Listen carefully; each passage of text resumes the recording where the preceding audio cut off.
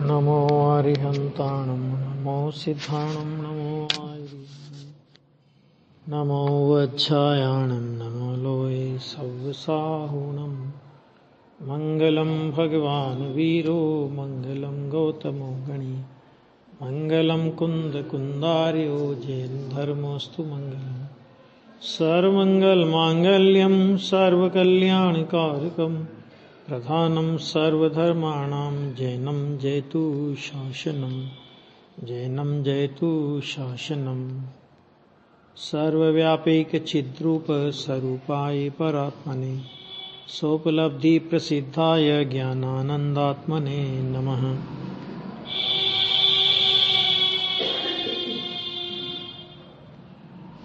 प्रवचन सार परिशिष्ट अधिकार है और उसमें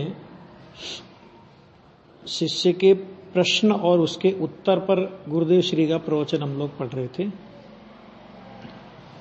नए प्रज्ञापन में पेज नंबर 5 और चौथा पैरा है। यह भगवान आत्मा एक द्रव्य है और उसमें अनंत धर्म है। द्रव्य एक और धर्म कितने के अनंत, और एक एक आत्मा अनंत धर्मों का अधिष्ठाता। आया था ना, अनंत धर्मों का अधिष्ठाता ऐसा एक द्रव्य है। तो अधिष्ठाता का मतलब होता है कि उन अनंत धर्मों का स्वामी है, वो मालिक है। अनंत धर्म चैतन्य सामान्य द्वारा व्याप्त है।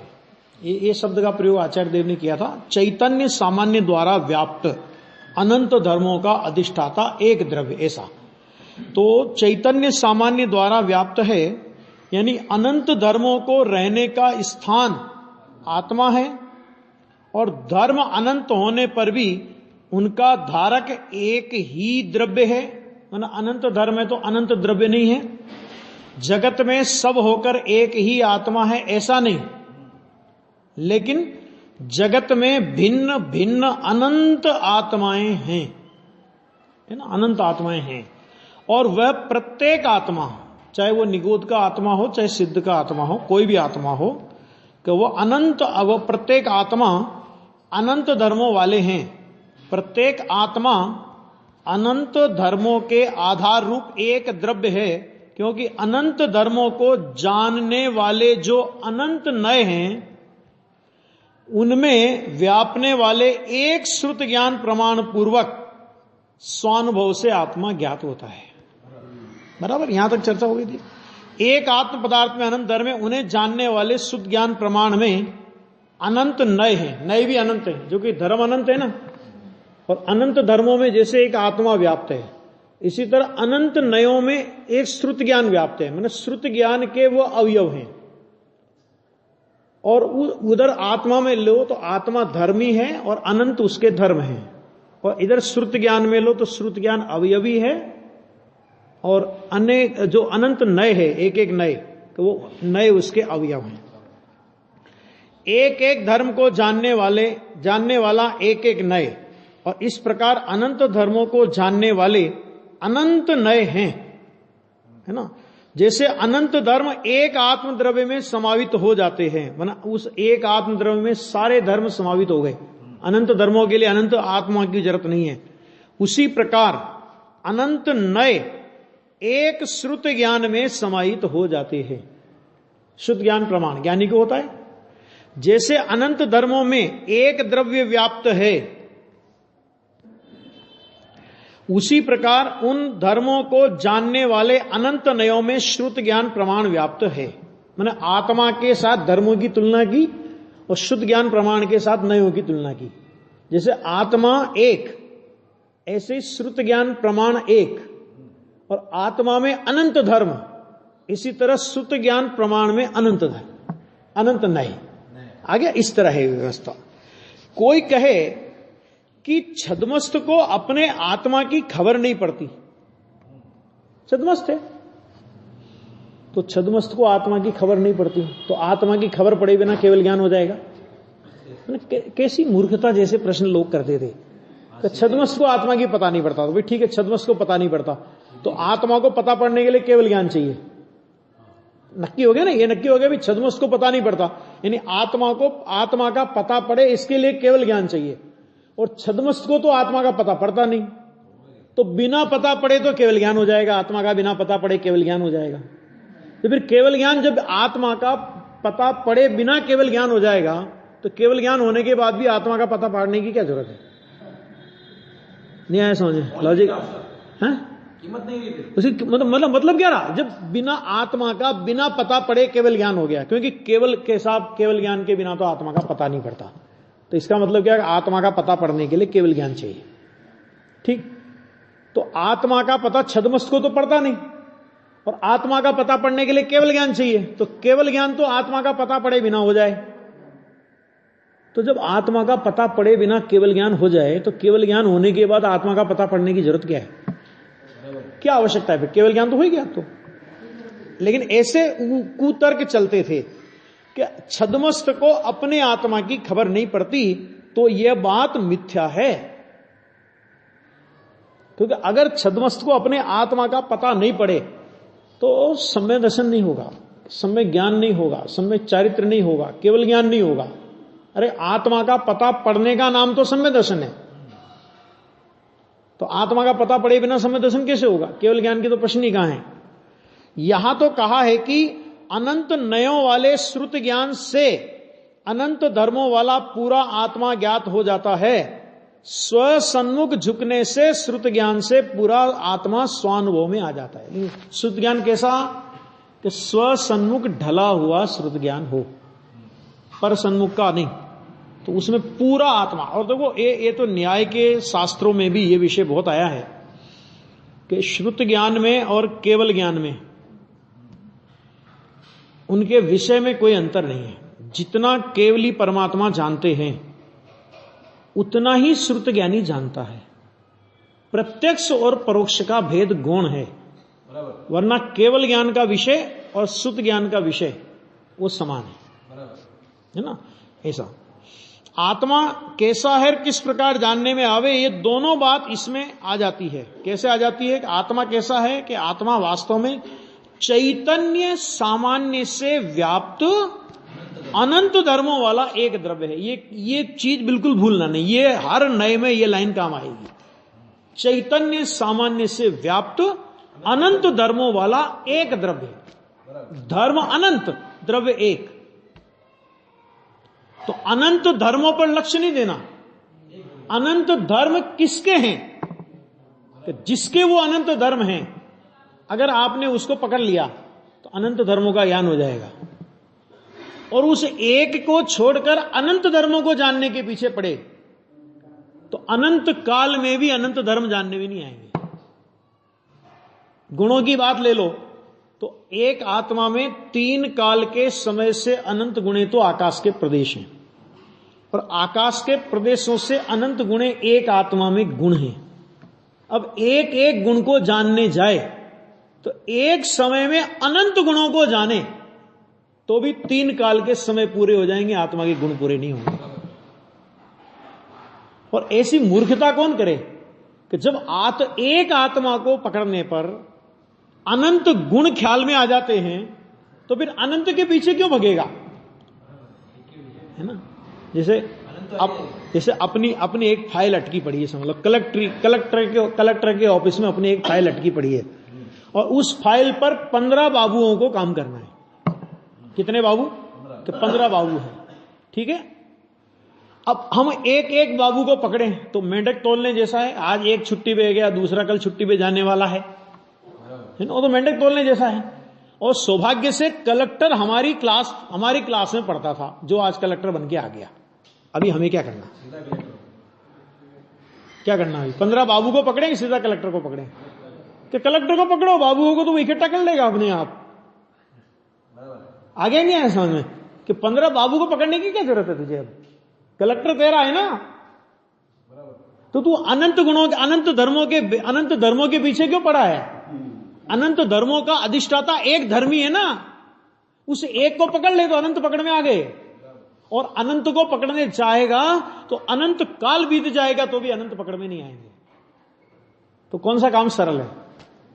एक धर्मी को पकड़ना। फिर समझाया क्यों? कि समझाया इसलिए कि अगर नहीं समझाते ना, अनंत इतने गुण हैं, इतने शक्तियां हैं, इतने स्वभाव हैं, इतने धर्म हैं, अगर ऐसा नहीं समझाते तुझे आत्मा की महिमा नहीं आती।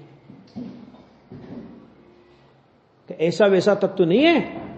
ये जो मुनिराज, ये जो चक्रवर्ती है ना, ये जो चक्रवर्ती जंगल में गए, 6 खंड की विभूति को छोड़ करके जंगल में गए, तो कोई मूर्ख नहीं थे। उस 6 खंड की विभूति से कुछ अधिक मिला होगा उन्हें वहां, तब गए हैं। मुनिराज जंगल में रहते हैं, अपन इतने परिग्रह के बीच में रह करके भी आक्रांत रहते हैं, और मुनिराज के पास कुछ नहीं होता संयोग में, तो भी वो निश्चिंत रहते हैं। तो किसके बल पर रहते हैं? तो वो कोई महिमावंत तत्व है कि नहीं? तो ऐसा महिमावंत तत्व है वो। ये कहते हैं एक द्रव्य है ना, कि वह आत्मा किस प्रकार से जानने में आवे, तो कहा कि आत्मा के अनंत धर्मों को जानने वाले जो अनंत नए, और उनमें व्याप्त श्रुत ज्ञान प्रमाण द्वारा स्वानुभव से आत्मद्रव्य ज्ञात होता है। तो तुझे कुछ नहीं करना, अपनी वर्तमान ज्ञान की जो परिणति है, उस अपनी वर्तमान ज्ञान की परिणति को स्वसन्मुख करने का नाम आत्मा को जानना है। तो फिर वो अनंत का क्या होगा कि तो चिंता नहीं कर, वर्तमान परिणति को उस आत्मद्रव्य के सन्मुख की ना, तो उस आत्मद्रव्य में जितना वैभव है वो सारा वैभव तेरे अनुभव में आएगा। और गजब की बात तो ये कि वो अनुभूति की पर्याय आत्मद्रव्य के सन्मुख होगी केवल, ना तो वो पर्याय आत्मद्रव्य में मिलेगी और न आत्मद्रव्य उस पर्याय में आएगा। क्या विचित्र व्यवस्था है ये! आमना सामना केवल, मतलब उसके सन्मुख होना केवल, ये में बस उतने में काम हो गया। क्योंकि द्रव्य एक समय की पर्याय में नहीं आता, क्योंकि द्रव्य यदि एक समय की पर्याय में आ जाए तो अगले समय उस पर्याय का नाश होगा, तो द्रव्य का नाश हो जाएगा, एक बात। और यदि पर्याय द्रव्य में मिल जाए तो द्रव्य तो त्रिकाली है, तो पर्याय त्रिकाली हो जाएगी। तो त्रिकाली होने पर त्रिकाली का वेदन नहीं होता, वेदन होता है वर्तमान परिणति का। ध्रुव का वेदन नहीं होता, ध्रुव का अवलंबन होता है। और पर्याय का अवलंबन नहीं होता, पर्याय का वेदन होता है ना। जिस तरह पर में पर्याय नहीं जाती, केवल पर लक्ष्य करके विकार करती है, पर में थोड़ी जाती है, और पर थोड़ी पर्याय में आता है। तो यही व्यवस्था अंदर की है कि उस ज्ञायक स्वभाव को श्रद्धा करने वाली, जानने वाली, अनुभव करने वाली पर्याय, बोला तो जाता है आत्मा की अनुभूति, आत्मा की श्रद्धा, है ना, लेकिन सच में उसके सन्मुख हुई है, और उसके सन्मुख होने मात्र से उसमें निर्मल परिणमन का प्रवाह चालू हो जाता है। उसे आत्मा का जानना कहो, उसे आत्मा का वेदन कहो, जो कहना है कह दो, कहने के लिए सब छूट, लेकिन मानने के लिए कोई छूट नहीं। क्यों? क्योंकि वेदन पर्याय का होता है, ध्रुव द्रव्य का कभी वेदन नहीं होता। और वो पर्याय ध्रुव में नहीं जाती और ध्रुव पर्याय में नहीं आता, और ध्रुव पर्याय में नहीं आता और पर्याय ध्रुव में नहीं जाती, तो भी ध्रुव और पर्याय का भेद नहीं रहता। ध्यान देना, ध्रुव और पर्याय में भेद रहता है, लेकिन ध्रुव और पर्याय का भेद नहीं रहता। दो बातें बोली अभी, दो शब्द बोले, ध्यान से सुन लेना।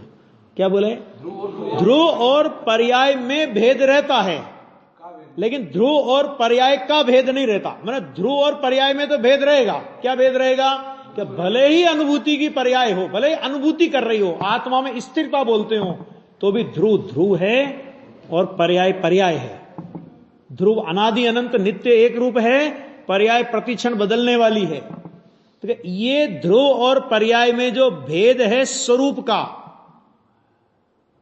उनके लक्षणों का, उनके सतपने का, एक त्रैकालिक सत है और एक वर्तमान सत है, कि ये भेद तो रहेगा, लेकिन इसका भेद नहीं रहेगा कि ये द्रव्य है और मैं पर्याय इस द्रव्य का अनुभव करती हूं। ऐसा द्रव्य और पर्याय का भेद नहीं रहेगा। आगे समझ में? मतलब द्रव्य और पर्याय संबंधी भेद विकल्प का अभाव हो जाएगा, द्रव्य और पर्याय का भेद मिट जाएगा। ऐसा नहीं है, द्रव्य द्रव्य रहेगा, पर्याय पर्याय रहेगी, और द्रव्य और पर्याय पर्याय रहने पर भी द्रव्य और पर्याय के बीच का भेद निकल गया, इसका नाम अनुभव। आई बात समझ में ना?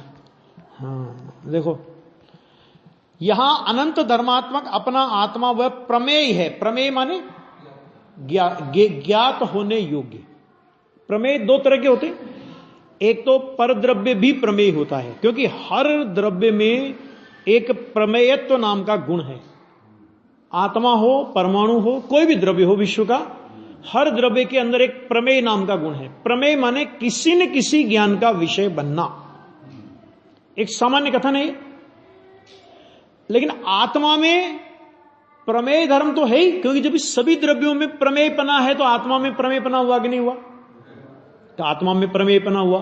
लेकिन आत्मा में प्रमेय नाम का धर्म होने के साथ साथ आत्मा में एक धर्म और है, और उसका नाम है प्रमाता। प्रमाता माने प्रमेय करने वाला, माने जानने वाला। जानने योग्य यानी प्रमेय, और जानने वाला यानी प्रमाता। ये प्रवचन सार की शैली, प्रमाता माने ज्ञायक, समय सार की भाषा में कहेंगे तो ज्ञायक, और प्रमेय माने ज्ञेय, जानने योग्य और जानने वाला। तो आत्मा में प्रमेयत्व नाम का धर्म है, तो आत्मा अपने ज्ञान का विषय बनता है कि नहीं बनता है? कि अरे हर समय बन रहा है, बनता नहीं है, बन ही रहा है। अभी आत्मा जानने में आ रहा है कि नहीं आ रहा है? अभी भी आत्मा जानने में आ रहा है। लक्ष्य नहीं है। क्यों? क्योंकि जिस ज्ञान पर्याय में आत्मा जानने में आ रहा है, उसी ज्ञान पर्याय में रागादि परिणाम भी जानने में आ रहे हैं, और लक्ष्य राग के ऊपर है। जानने में आना और लक्ष्य होना। जानने में आने पर भी जानता किसको है? कि जिस पर लक्ष्य होता है उसको। जानने में आता है, लेकिन जानता किसको है? कि जिस पर लक्ष्य होता है उसको। तो अभी जानने में क्या आ रहा है? कि आत्मा भी जानने में आ रहा है। स्वपर प्रकाशक स्वभाव है ना ज्ञान का, तो स्वपर प्रकाशक ज्ञान की पर्याय का स्वभाव होने से आत्मा में स्व पर दोनों का प्रतिभास एक समय में होने पर भी अज्ञानी का लक्ष्य अनादिकाल से पर के ऊपर है, इसलिए पर की प्रसिद्धि में फंस गया, और अपना भगवान आत्मा जानने में आने पर भी इसे जानता नहीं। 17-18 गाथा याद कर लेना। आबाल गोपाल सबको अनुभूति स्वरूप भगवान आत्मा सदा स्वयं ही निरंतर अनुभव में आने पर भी, यह है ना। गुरुदेव ने तो इतना लिया, अरे निगोद के जीव को भी अपना भगवान आत्मा ही जानने में आ रहा है।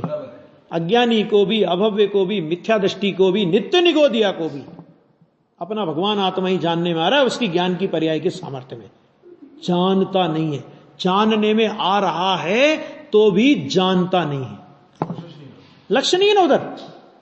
ये है, तो ऐसे कहते हैं यहां पे देखो, यहां अनंत धर्मात्मक अपना आत्मा प्रमेय है, और अनंत नयात्मक श्रुत ज्ञान वो क्या है? वह प्रमाण है। ऐसे प्रमाण द्वारा स्वानुभव से अपना आत्मा प्रमेय होता है, अर्थात ज्ञात होता है। अब स्वानुभव से, श्रुत ज्ञान प्रमाण से आत्मा प्रमेय होता है। अब ये अस्ति, तो नास्ति क्या निकालेंगे इसमें से? कि पर निमित्त से या राग के विकल्प से ऐसा आत्मा प्रमेय नहीं होता। राग से आत्मा जानने में आ जावे, आत्मा को जानने का राग करता हूं मैं, आत्मा को जानने की भावना करता हूं कि तेरी आत्मा को जानने की भावना राग रूप है, और राग से कभी आत्मा जानने में नहीं आता, है ना। कि देवशास्त्र गुरु पर है, कि देवशास्त्र गुरु से तेरा आत्मा जानने में नहीं आता। आगे समझ में, है ना ये। परंतु साधक को सोन्मुख झुकते श्रुत ज्ञान से ही ऐसा आत्मा प्रमेय होता है। साधक को मैंने ऐसा उस आत्मा की तरफ सोसन्मुख हुआ तो आत्मा प्रमेय होता है। और अनंत धर्म वाले आत्मा को जैसा है वैसा स्वीकार न करे तो उसका निर्विकल्प स्व संवेदन नहीं होता। क्यों? क्योंकि स्वरूप के संबंध में भूल है। जैसा है वैसा नहीं माने, और जैसा है उससे उल्टा माने और आत्मा अनुभव में आ जाए, ऐसा कभी नहीं हो सकता। अरे आत्मा की अनुभूति के पहले निर्णयात्मक ज्ञान आता है। देखो सम्यक श्रुत ज्ञान तो तब होगा कि जब आत्मा का वर्तमान श्रुत ज्ञान स्वभाव के सन्मुख ढलेगा, तब उसको सम्यक श्रुत ज्ञान संज्ञा मिलेगी, भाव श्रुत ज्ञान संज्ञा मिलेगी। लेकिन वो भाव श्रुत ज्ञान होगा कब? कि जब वर्तमान ज्ञान में अभी है मिथ्या ज्ञान, अभी सवाल सन्मुख नहीं हुआ ना, तो है मिथ्या ज्ञान, लेकिन मिथ्या ज्ञान भी जात्यांतर हो गया। वो उस मिथ्या ज्ञान की भी जाति पलट गई। कैसी जाति पलट गई? कि ऐसी जाति पलट गई कि अब वो ज्ञान अति अल्प काल में सम्यक ज्ञान के रूप में परिणमित होने वाला है। ऐसी जाति पलट गई उसकी। तो वो ज्ञान में वस्तु स्वरूप का, आत्म स्वभाव का जैसा है वैसा सच्चा निर्णय आता है। शब्द पे ध्यान देना, सच्चा निर्णय आता है। और जब स्वानुभव में वो ज्ञान परिणमित हो जाए तो उसी ज्ञान को सम्यक निर्णय कहते हैं। आगे समझ में? पहले क्या आएगा? कि पहले आएगा सच्चा निर्णय, और जब स्वानुभव हो गया, सच्चे निर्णय, और सच्चे निर्णय के बल पर वो स्वसन्मुख ढला ज्ञान, और स्वसन्मुख ढल करके जब स्वानुभव हो गया तो अब उसी निर्णय को सम्यक निर्णय कहेंगे। सम्यक निर्णय और सच्चे निर्णय में अंतर क्या? कि केवल स्वानुभव का अंतर है, बाकी कोई अंतर नहीं।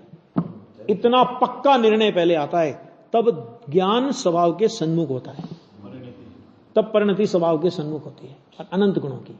आया समझ में? है ना?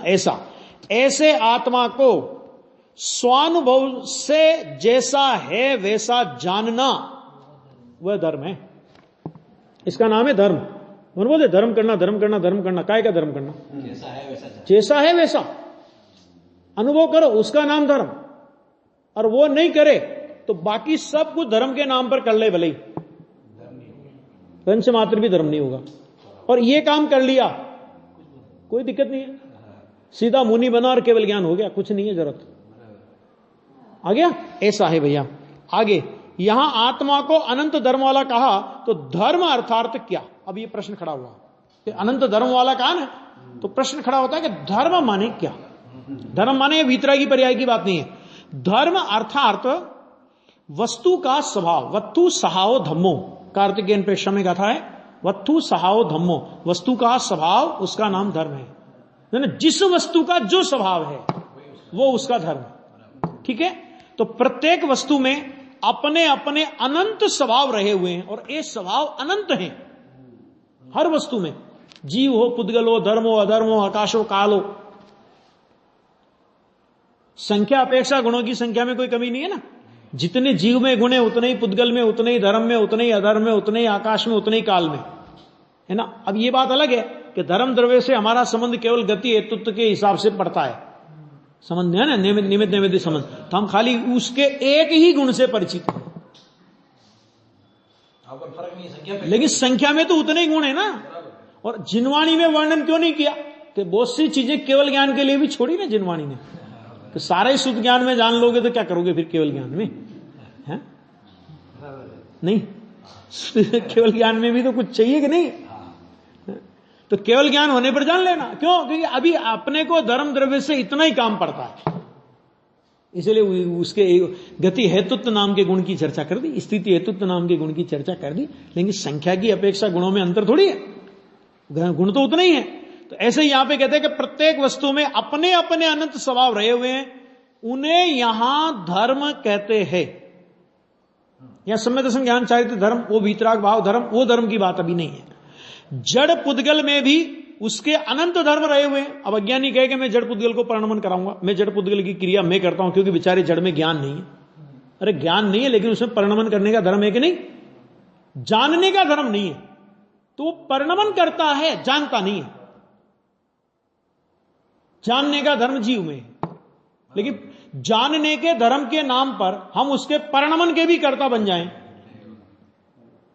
ये कैसे चलेगा? कि उसमें परिणमन करने का धर्म है, द्रव्यत्व नाम का गुण है उसमें, और किसी समय कोई द्रव्य पर्याय से खाली नहीं रहता। कोई द्रव्य का कोई गुण किसी समय पर्याय से खाली नहीं रहता, हर समय वो अपनी पर्याय करता है। और जब हर समय हर द्रव्य अपनी पर्याय कर रहा है, तो आत्मा उसकी पर्याय करे, ये बात कहां से लाए?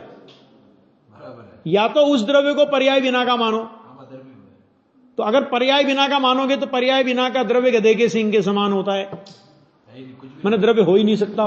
क्योंकि किसी भी द्रव्य का परिचय, ध्यान देना, किसी भी द्रव्य का परिचय द्रव्य नहीं देता, किसी भी द्रव्य का परिचय उसकी पर्याय देती है।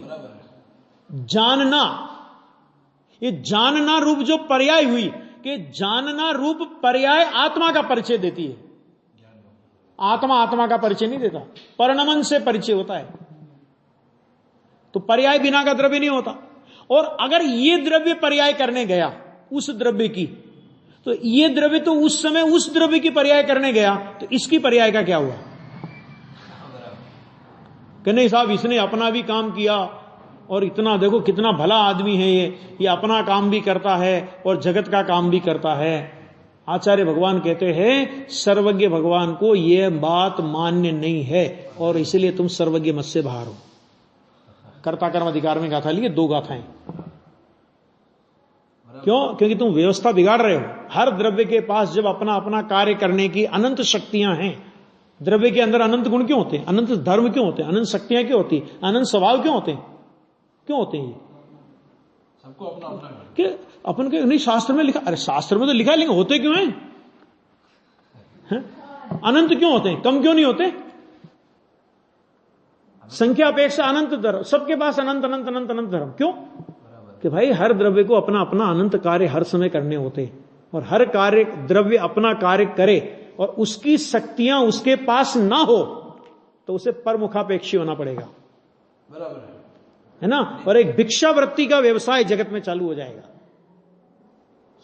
लेकिन कितनी स्वतंत्र व्यवस्था कि हर द्रव्य के पास उसको जो काम करना है उसका सारा रॉ मटेरियल उसके पास है। उसे बाहर से कुछ मंगाना नहीं है और बाहर कुछ भेजना नहीं है, व्यवस्था ही नहीं है ऐसी। और फिर भी अज्ञानी जीव बाहर से मांगने की आशा करता है और बाहर भेजने की आशा करता है, मतलब बाहर भेजने का अभिमान करता है और बाहर से कुछ पाने की इच्छा करता है। पर से मेरा परिणमन हो या मैं पर का परिणमन करूं, कि ये व्यवस्था कितनी खराब है। सब अपना अपना काम करें, ये व्यवस्था कितनी बढ़िया है, हा? युगल जी साहब एक अच्छा दृष्टांत देते थे कि एक कॉलोनी है और एक कॉलोनी में 100 मकान है। 100 मकान है तो 100 मकान में 100 चूल्हे होंगे ना, 100 के 100 ही होंगे ना।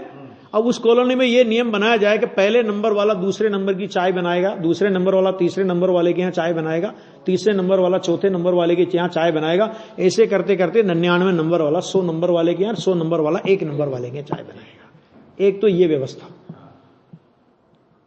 और एक ये व्यवस्था सब अपनी अपनी बनाओ।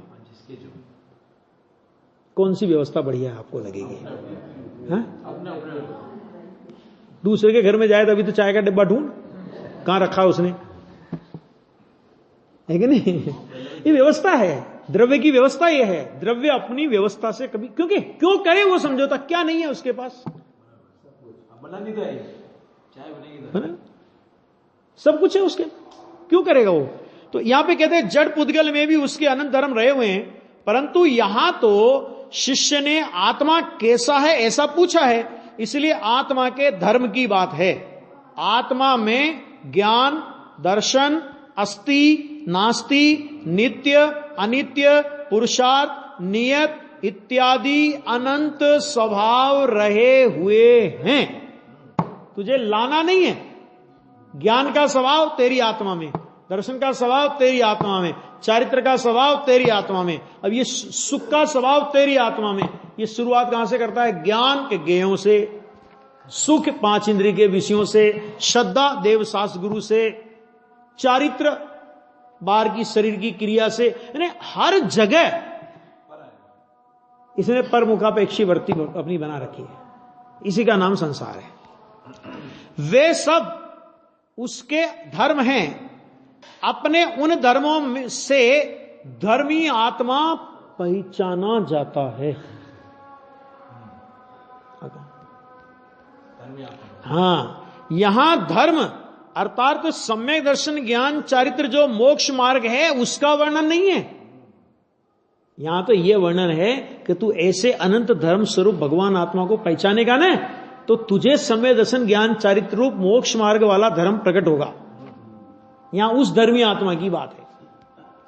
परंतु वस्तु अनंत धर्म स्वरूप है, उसका यह वर्णन है। और ऐसे अनंत धर्म वाले आत्मा को जानकर, क्या करना, जानकर उसकी रुचि और उसमें एकाग्रता करने से जो सम्यक दर्शन ज्ञान चारित्र प्रकट होते हैं वह मोक्ष मार्ग रूप धर्म है। इसका नाम है धर्म, मोक्ष मार्ग रूप धर्म इसका नाम है। ऐसे आत्मा को पहचानो जो अनंत धर्म स्वरूप है, पहचानना, उसकी रुचि करो और उसमें एकाग्रता करो, यानी श्रद्धा ज्ञान और चारित्र, इसका नाम मोक्ष मार्ग रूप धर्म है ना। वस्तु में तो अनंत धर्म स्वयं सिद्ध है। अब ये नया पॉइंट उठाया, देखो एक एक पैराग्राफ में एक एक पॉइंट अलग अलग तरीके से उठा रहे हैं कि वस्तु में तो अनंत धर्म स्वयं सिद्ध है। स्वयं सिद्ध का मतलब क्या होता है कि उन धर्मों को किसी ने बनाया नहीं, कि ईश्वर ने उन धर्मों को बनाया या किसी ने उन धर्मों को बनाया, ऐसा नहीं है। और कोई उन धर्मों को मिटा देगा, ऐसा भी नहीं है। इसका मतलब क्या हुआ कि वस्तु में वे धर्म स्वतः सिद्ध हैं, मानो अपने आप से ही हैं, कोई उनको बनाने वाला नहीं, कोई मिटाने वाला नहीं, है ना।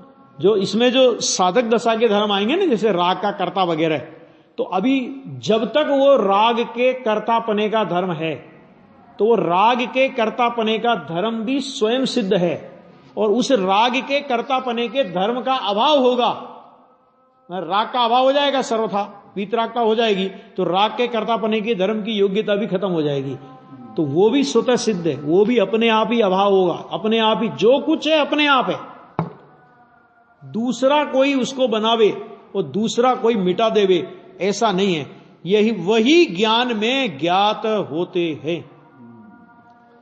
वस्तु के अनंत धर्मों को कहीं नया करना नहीं पड़ता, वस्तु तो स्वभाव से ही वैसी है ना। नमक में क्या डालें कि नमक खारा हो जाए, जैसा ऐसा प्रश्न करे कोई, क्या डालें नमक में? चीनी में क्या मिलावें कि वो मीठी हो जाए? नींबू में क्या मिलावें कि वो खट्टा हो जाए? मिर्ची में क्या मिलावें कि वो चरपरी हो जाए?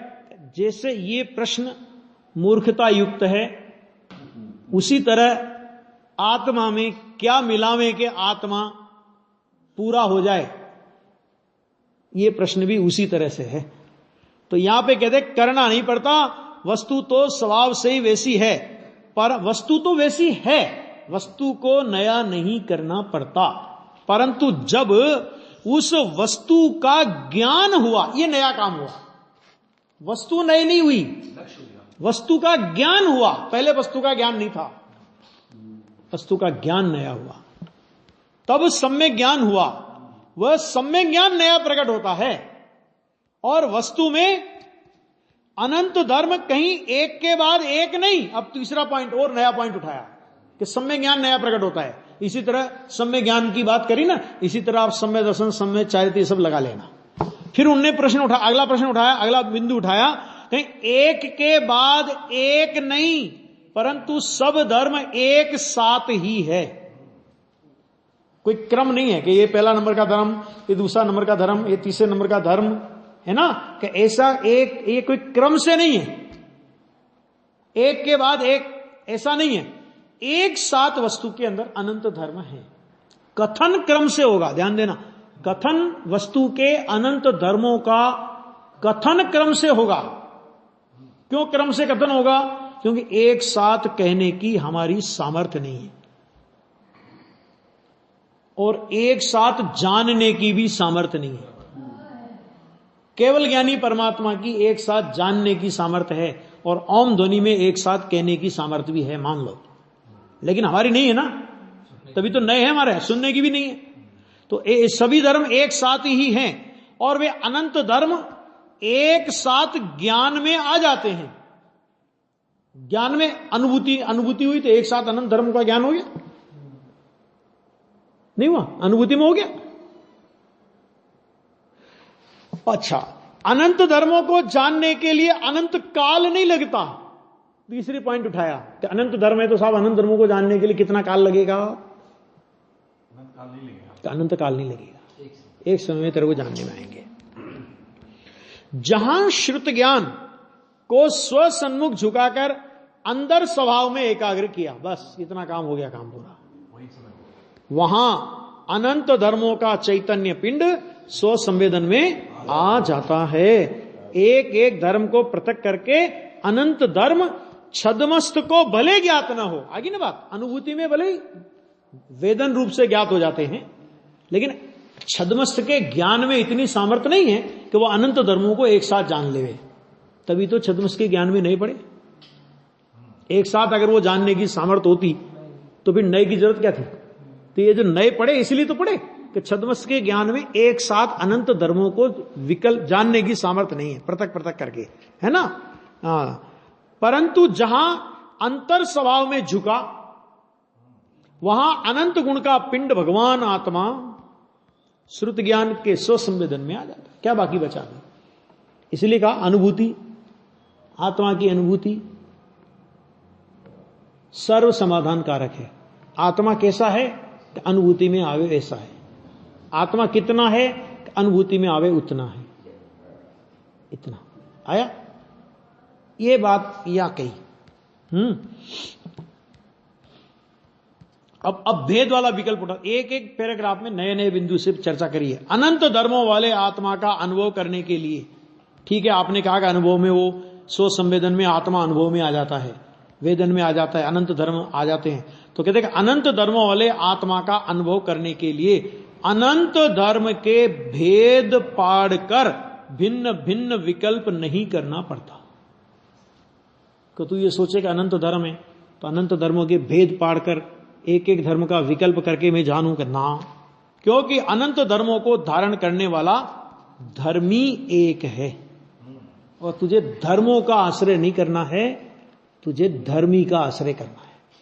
क्योंकि धर्मी का आश्रय करेगा तो अनंत धर्म पकड़ में आ जाएंगे, और धर्मों को पकड़ने जाएगा तो धर्म तो पकड़ में आएंगे ही नहीं, धर्मी भी पकड़ में नहीं आएगा। एक एक सादे सब सदे, सब सादे सब जाए, लोक में कहावत है ना, वही समय सार पढ़ के बनाई होगी। जैसे आत्मा अनंत धर्मों का स्वामी है, उसी प्रकार उसे जानने वाला शुद्ध ज्ञान भी अनंत नयों का एक स्वामी है। तो शुद्ध ज्ञान थोड़ी होते हैं, दो शुद्ध ज्ञान थोड़ी होते हैं, एक शुद्ध ज्ञान में अनंत नए पढ़ते हैं। अब आप देखो, एक श्रुत ज्ञान में अनंत नए पढ़ते हैं तो श्रुत ज्ञान की ताकत कितनी है, सोच लो जरा। साधक के श्रुत ज्ञान की भी ताकत कितनी।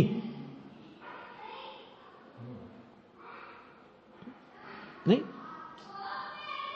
गुरुदेव श्री ऐसा लेते थे कि सम्यक श्रुत ज्ञान हुआ ना कि ज्ञानी को अपनी मोक्ष पर्याय का निसंक निर्णय श्रुत ज्ञान में हो जाता है।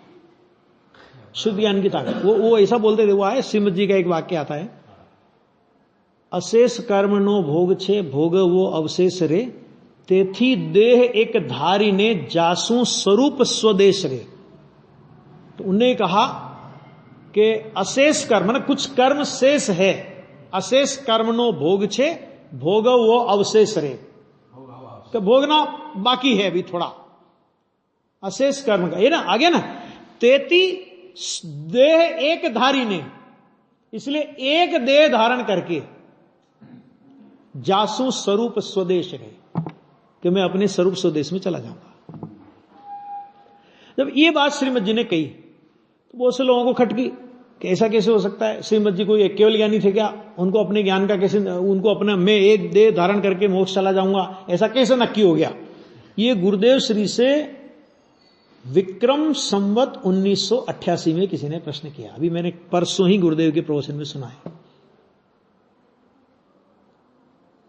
कि सब छद्मस्त और ऐसा ऐसी बातें बोलते हैं, है ना। तो उस समय तो श्वेतांबर थे ना वो, तो उन्होंने कहा कि भगवती सूत्र में तुमने श्रुत ज्ञान का विषय देखा है, तो श्रुत ज्ञान का विषय क्या है, श्रुत ज्ञान की ताकत कितनी है। अरे भैया सच बात तो यह है कि अपने मोक्ष का तो निशंक निर्णय हो ही जाता है, दूसरों का भी निर्णय होने की योग्यता उसमें होती है श्रुत ज्ञान में। श्रुत ज्ञान को छोटा मोटा ज्ञान मत समझो, ज्ञानी का सम्यक भाव श्रुत ज्ञान है ना, वो कोई सामान्य श्रुत ज्ञान नहीं है, वो केवल ज्ञान जैसे पूर्णिमा का चंद्रमा वो केवल ज्ञान, और दूज का चंद्रमा वो श्रुत ज्ञान, लेकिन है शुक्ल पक्ष की दूज का, कृष्ण पक्ष की दूज का नहीं है। आगे समझ में? तो वो श्रुत ज्ञान निरंतर निरंतर निरंतर निरंतर बढ़ता बढ़ता बढ़ता बढ़ता 13वें दिन तो केवल ज्ञान लेगा, है ना। तो जो शुक्ल पक्ष की दूज का चंद्रमा है और शुक्ल पक्ष की पूर्णिमा का चंद्रमा है, बताओ क्या अंतर है? रोशनी का फर्क है। रोशनी का फर्क है, लेकिन पूर्णिमा का चंद्रमा जिस विश्व को प्रकाशित करता है, दूज का चंद्रमा भी उसी विश्व को प्रकाशित करता है। इसी तरह साधक का श्रुत ज्ञान कि केवली का केवल ज्ञान, और यह बात अध्यात्म तो बोलता ही है। देवागम स्तोत्र की जो टीका लिखी आचार्य विद्यानंदी स्वामी ने, जिसका नाम अष्ट सहस्त्री है, ठीक है, उस देवागम स्तोत्र की टीका में एक श्लोक उनने लिखा कि केवल ज्ञान और श्रुत ज्ञान में विषयगत भेद नहीं है, मात्र प्रत्यक्ष और परोक्ष का भेद ही मुख्य है। आ गया कि नहीं आ गया? सामान्य लोगों को महिमा, क्योंकि अपने गज से हम सबको मापते हैं। समस्या ये है, हम नहीं जान सकते। अरे निशंक निर्णय होता है कि मेरी मुक्ति होगी ही। अपनी मुक्ति का निशंक निर्णय नहीं होवे तो समझ लेना अभी सम्य दर्शन नहीं हुआ है। आया? ये उसमें लिखा, धवला के अंदर ये विषय खूब आया है। समस्या क्या है? लोग पढ़ते नहीं। अरे साहब हमने तो देखा ही नहीं, हमें ऐसा भी होता है क्या? होता है क्या? पढ़ने जिनवाणी पता पड़ेगा ना क्या क्या आया है। सब लिखा है शास्त्रों में, सब लिखा है। केवल ज्ञान का अवयव बोला है उसे। किसे? श्रुत ज्ञान को। कहते वो केवल ज्ञान को बुलाता है। केवल ज्ञान को बुलाता है का मतलब क्या? कि दूज का चंद्रमा होगा, पूर्णिमा का चंद्रमा होगा होगा और होगा, रोक नहीं सकता उसे कोई। आया? ये धवला में विषय आया है, अष्ट शास्त्री में विषय आया है, कषाय पाउड में विषय आया है, बहुत जगह विषय आया है। एक कर्णान योग में भी ये विषय बहुत खुल के आया है। अध्यात्म में तो है ही, कर्णान योग में भी ये विषय बहुत खुल के आया है। समझ में आ गया कि नहीं आ गया? ये हो गया, ये पूरा करते हैं बस। अनंत नयों का एक स्वामी है, इसलिए एक धर्म को भिन्न करके भेद के विकल्प द्वारा पूरा आत्मा प्रमेय नहीं होता, और पूरे आत्मा को प्रमेय की न किए बिना ज्ञान प्रमाण नहीं होता। ज्ञान की प्रमाणिकता क्या? कि इसने पूरे आत्मा को जाना है। आधा अधूरा ज्ञान प्रमाणिक नहीं होता। ज्ञान में अनंत नय है और पदार्थ में अनंत प्रकार के धर्म हैं। ज्ञान अनंत नयों वाला होने पर भी प्रमाण रूप से वह एक है। उसी प्रकार पदार्थ अनंत धर्मों वाला होने पर भी वस्तु रूप से वह एक है। ऐसे प्रमाण और प्रमेय की एकता होने पर, अर्थात ज्ञान और ज्ञेय की एकता होने पर, अर्थात शुद्ध ज्ञान प्रमाण स्वसन्मुख होकर अभेद आत्मा में ढलने से आत्मा का स्वानुभव होता है, आत्मा ज्ञात होता है। यहां तक अपनी चर्चा हुई है ना। आगे अपन और चर्चा करेंगे।